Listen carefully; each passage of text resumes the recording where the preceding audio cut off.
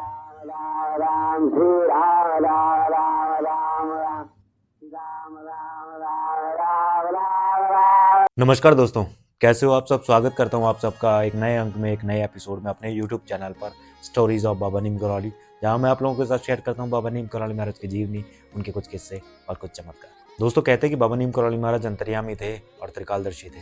उन्हें भूत भविष्य वर्तमान सब ज्ञात रहता था और किस भक्त के जीवन में क्या घटित होने वाला है, किस भक्त के भविष्य में क्या हो सकता है, बाबा जी को सब कुछ अंदेशा रहता था। और बाबा जी कई बार अपने भक्तों को चेतावनी भी दिया करते थे, ये मत करना, वो मत करना, ऐसा मत करना, वैसा मत करना। और वो सब कुछ जो है बाबा जी की लीलाएं होती थी। बाबा जी पहले से जो है उन्हें चेतावनी दे दिया करते थे। और इस तरीके के कई सारे किस्से हम लोग आप लोगों को पहले भी सुना है। आज का किस्सा, आज का एपिसोड जुड़ा हुआ है दोस्तों कुछ ऐसे इंसिडेंट के साथ में। एक बार की बात है दोस्तों, महाराज जी कैचीधाम आश्रम में थे और महाराज जी के आश्रम में कुछ माइयाँ थी जो यमुनोत्री दर्शन करना चाहती थी। महाराज जी के पास में आई और उन्होंने जो है यमुनोत्री के दर्शन करने की इच्छा जाहिर की।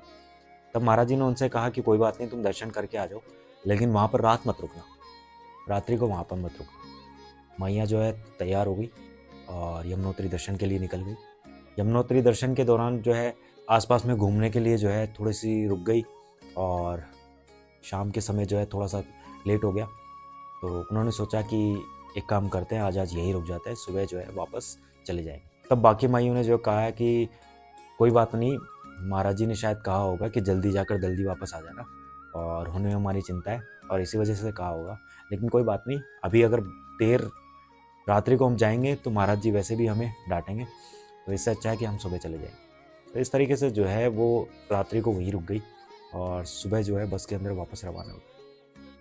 यमुनोत्री से वापस आते टाइम जो है एक पहाड़ी के एक विकट मोड़ पर जो है बस अचानक से जो है अनियंत्रित हो गई और अनियंत्रित होकर जो है बस एक खाई थी सामने, उस खाई की तरफ जाने लगी। लग रहा था कि अब बस कोई भी बस को रोक नहीं पाएगा और वो बस खाई में जाकर गिर जाएगी। तभी अचानक से कुछ ऐसा हुआ कि बस वहाँ पर जो है कुछ एक बड़ी चीज़ से टकराई मोड़ पर और टकरा कर जो है वहीं रुक गई। टकराव इतना भयंकर था कि सामने से जो है इंजन पूरा क्षतिग्रस्त हो गया था और जो ऑयल का जो टैंक था वो पूरा फट गया था। लेकिन अच्छी बात ये थी कि किसी को भी कोई बड़ी चोट नहीं आई थी और छोटी मोटी खरोच के अलावा जो है किसी को भी कोई बड़ा जानमाल का जो है नुकसान नहीं हुआ था। तो सभी यात्री जो है बस में से उतरे और उन्होंने देखा कि बस के आगे तो कुछ ही नहीं है। तो बस फिर अचानक से किस चीज़ से टकराई थी, सामने देखा तो एक बहुत बड़ी खाई थी। अब उन्होंने देखा कि शायद हो सकता है कोई जानवर या कोई चीज़ आ गई होगी जिससे बस टकरा कर रुक गई। इस तरीके से वापस जो है कैसे जैसे कर कर वो मैया जो है कैचीधाम आश्रम में पहुंची और कैचीधाम में आश्रम में पहुंचकर जो है बाबा जी के दर्शन किए। बाबा जी के सामने जैसे ही मैया पहुंची तो बाबा जी ने सबसे पहले आशीर्वाद की शुरुआत जो है उन्हें डांट से की और उनसे कहा, मैंने तुम्हें मना किया था ना कि वहाँ पर यमुनोत्री में रात को मत रुकना, फिर क्यों रुकी। तो माइयों के पास में कोई शब्द नहीं थे बोलने के लिए। तब बाबा जी ने आगे कही कि अगर वहाँ पे बस के सामने मैं खड़ा नहीं होता ना उस मोड़ पे, तो तुम सब लोग जो है बस के साथ में खाई में गिरकर यमुनोत्री में ही मर चुके होते। और बाबा जी का इतना कहना था कि मैया जो है स्तब्ध रह गई और माइयों के दिमाग में जो बातचीत चल रही थी ना कि शायद उस मोड़ पे किसी जानवर से बस टकराई होगी, तो माइयों के दिमाग से वो सब सिचुएशन क्लियर हो गई कि बाबा जी ने जो है अचानक से आकर उस मोड़ पर बस को खाई में गिरने से रोका था और वो बस जो है बाबा जी से ही टकरा कर रुकी थी। और तब माइयों ने जो है बाबा जी के चरण पकड़े, उनसे माफ़ी मांगी और उनसे वादा किया कि कभी आगे जो है कभी भी जो है बाबा की जो चेतावनी है उनकी वो अवहेलना नहीं करेगी, हमेशा बाबा जी की बात मानेंगी।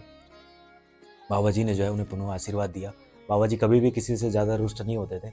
और इस तरीके से दोस्तों महाराज जी ने जो है अचानक से अपने भक्तों की रक्षा की, जान की रक्षा की। उस इंसिडेंट के बाद में कई सारे भक्तों ने जिक्र किया था जो सामने बस के बैठे हुए थे। उन्होंने बताया था कि अचानक से जब बस मोड़ पे घूमने वाली थी, अनियंत्रित होकर जो है खाई में गिरने वाली थी, तब उन्होंने देखा था कि एक कंबल लपेटे हुए एक महाराज थे जिनसे जाकर अचानक से बस टकराई और वहीं की वहीं रुक गई।